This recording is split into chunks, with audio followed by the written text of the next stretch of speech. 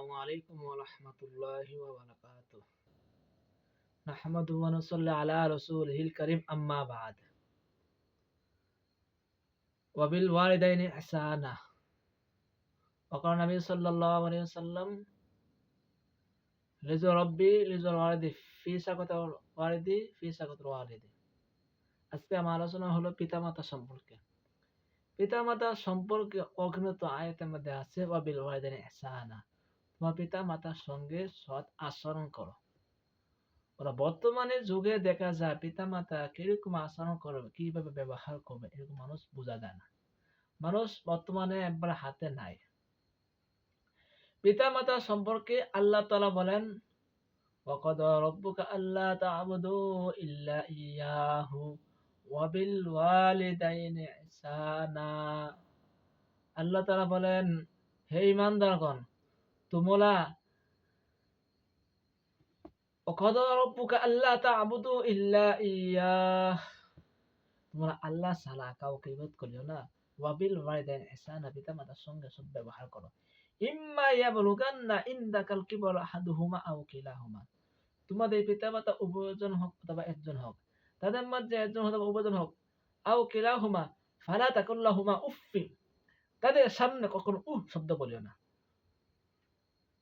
ফালা তানহারহুমা ওয়া কুল লাহুমা কাওলান কারীমা, উফফিউ ওয়া লা তানহারহুমা, তাদেরকে কখনো ধমক দিও না। তাদেরকে কখনো ধমক না দিতে আল্লাহ তাআলা বলেছে। ওয়ালা তানহারহুমা, তাদেরকে কখনো ধমক না দিতে বলা হয়েছে। ওয়ালা তানহারহুমা ওয়া কুল লাহুমা কাওলান কারীমা, তাদের সঙ্গে আপনার নরম সাথে সৎ ব্যবহারের সাথে কথা বলো। ওয়াকফিদ লাহুমা জানাহা যুল্লি মিনার রাহমান, তাদের সাথে আপনার রহমতের সাথে ডানাদানে বিছাই দাও, এরকম ভাবে কথা বলো।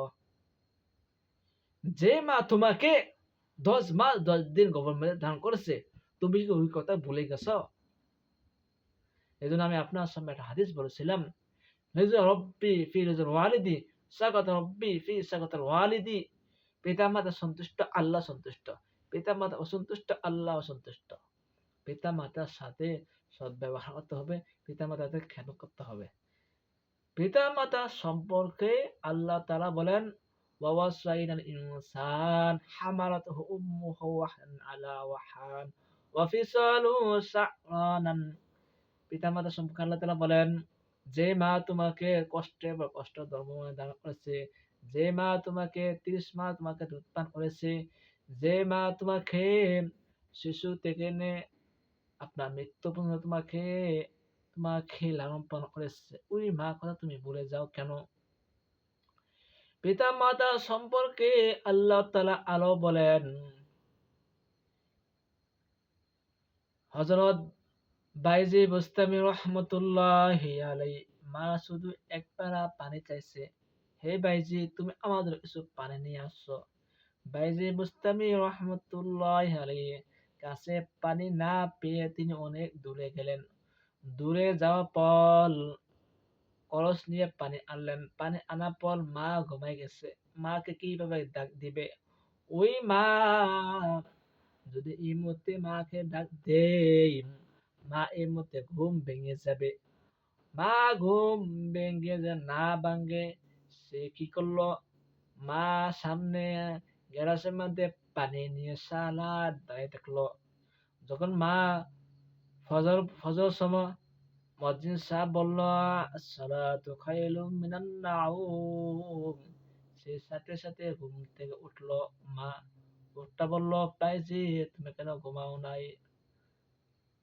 বাইজি তুমি ঘুমাও নাই?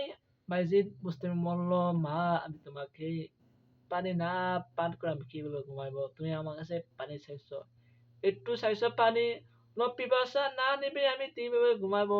আমার ঘুম চোখে আসে না, এই জন্য আমি সালা তোমাকে ডাক দেওয়ার জন্য তোমার সামনে, যে হঠাৎ তুমি আমাকে ডাক দাও, তোমার মনের মধ্যে কষ্ট পাবে, এই কষ্ট বদলা আমি আজকে তোমার সামনে পানি নিয়ে ডাকলাম। বাইজি বুঝতামি, মা বলল, বাইজি তুমি ঘুমাই ফেলতা। আমি ওটা আমি পানি খাইতাম, কোনো কষ্ট সমস্যা হতো না। তো না না না মা, মনে চাই না, আমি তোমাকে আগে পান করাবো, তারপর আমি ঘুমাবো। ভাই যে অবস্থা, আমি এত বড় আল্লাহর হয়েছে কি হবে, মা দোয়ার কারণে, এই জন্য মা দোয়া করেছে, এত বড় বিখ্যাত বাইজি বুস্তামি আল্লাহ ওলি হিসাবে কবুল করে নিলেন।